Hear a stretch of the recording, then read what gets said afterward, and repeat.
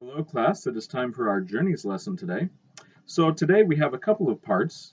We are going to read the second text for our Quest for the Tree Kangaroo unit, and then I'm going to have you answer some questions in Google Docs. And please make sure you turn that in.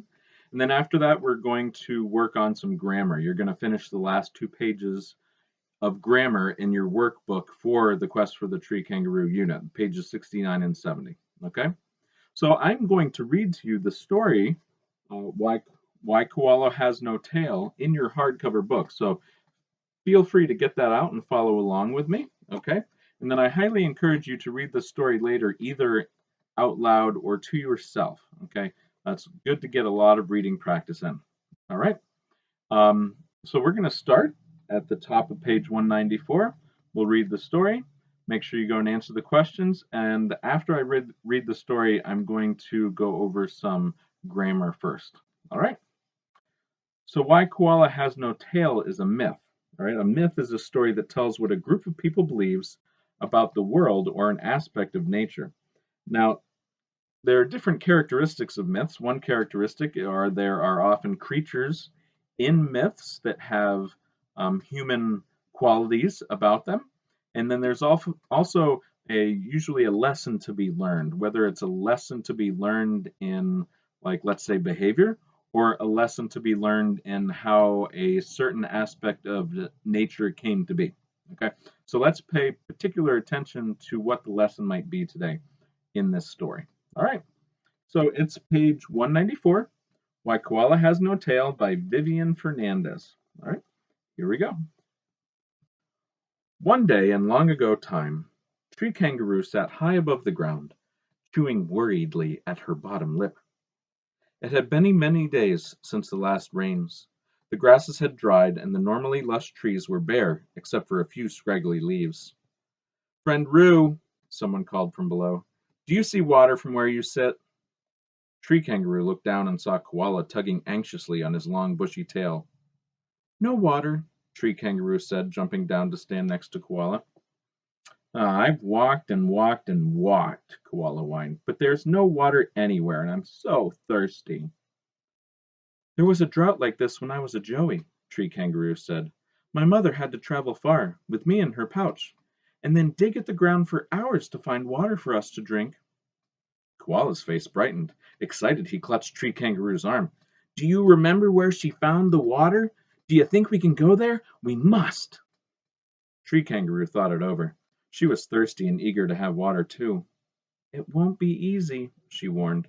We must travel for days and then work hard in the heat to dig for the water. It will be easy enough, Koala said, letting go of Tree Kangaroo and fluffing his beautiful tail. I'll help you dig. I promise I will, and in no time we'll have water. So, with Tree Kangaroo in the lead, the two friends went in search of water. However, it wasn't long before Tree Kangaroo was reconsidering the journey. Koala dragged behind, needing to take endless breaks. A few minutes, please, friend Roo, Koala said at dinner time, lying down and curling his tail over his face. After a quick nap, I'll help you look for leaves. I promise I will. And then we'll have a feast. But Koala never helped. He just slept, his snores sounding softly from beneath his tail, until Tree Kangaroo returned with food for both of them. All right, page 196. After 3 days, the pair was exhausted and craving water more than ever. But they had finally arrived at the rocky, dried riverbed where Tree Kangaroo's mother had found water years before. Koala shook out his tail, which was heavy with dust, and looked around. He yawned noisily. Ugh. Oh, no, you don't, Tree Kangaroo said, narrowing her eyes. You can sleep after you help me dig and we drink our water. Remember, you promised. Koala yawned again and nodded as he lay down on a tuft of dried grass. He bunched some of it around his head to make a pillow. I will help you dig. I promise I will. But surely a nap will help me regain my strength after such a long journey. Tree Kangaroo was about to argue, but Koala was already snoring. His tail fluttered as he dreamed. Thirstier than ever, Tree Kangaroo decided to start digging. She would wake Koala in an hour for his turn. She dug and dug. and soon her front paws were scratched and aching from pulling up the sharp rocks from the riverbed. When she had a large pile of rocks beside her and sat panting from the hard work, she said, "Koala, it's your turn to dig." Be right there," Koala muttered, turning onto his other side. Tree Kangaroo took another minute to catch her breath, using her paws to shield her eyes from the bright, hot sun. She was exasperated, but still thirsty, so she continued to dig. Koala slept on. Eventually, Tree Kangaroo began to see a shimmer of moisture on the rocks she was digging out, and her tender paws touched wet soil, and then, "Water!" she cried, overjoyed. "Finally!" Koala said, instantly awake. He ran to where Tree Kangaroo was bent over the hole, tasting the delicious water at last.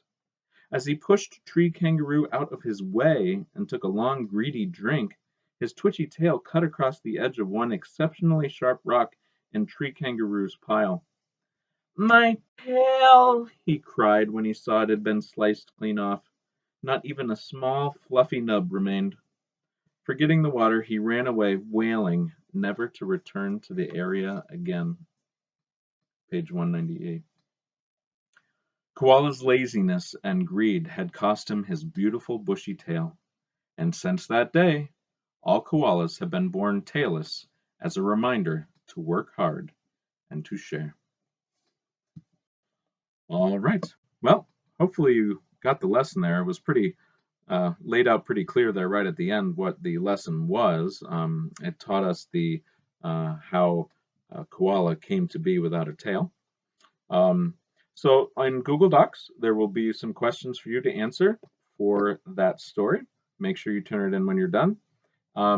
Also, before you go, you are going to be completing pages 69 and 70 in your workbook. It's on verb tenses. Well, the first page is. The first page is on verb tenses.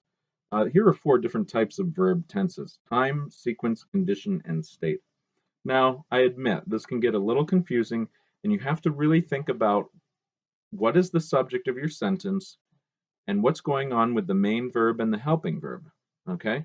And once you ask the questions with what's going on with your main verb and helping verb, if there is a helping verb, then you need to decide what type of tense that is. Now, we've already gone over past tense, present tense, and future tense, but there are a few other tenses that I want to review today. Okay? So time, okay, that type of verb tense is your past, present, or future. And you will have some sentences in your assignment today that you need to say, yes, that is a sentence that has the verb tense of time. There is also sequence, all right? Sequence is order of events. Now, if a sentence is laying out the order of events, such as this happened and then this happened, or they did this and now they're going to do this, that is a sequence verb tense, all right? Now, condition, all right? Now, the condition is your cause and effect, right? Something happens in the sentence, and because of that, something else happens, all right? This happened because this happened.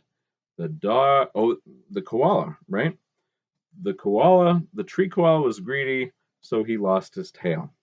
That would be a condition verb tense, all right? And then state, okay? And no, we're not talking about New Hampshire. We're talking about state of being. So if it mentions something like an animal was frightened, right, or a person was excited, then that verb tense is talking about state of being. Okay, so that's page 69. Page 70 is a review of subjects, predicates, and complete sentences.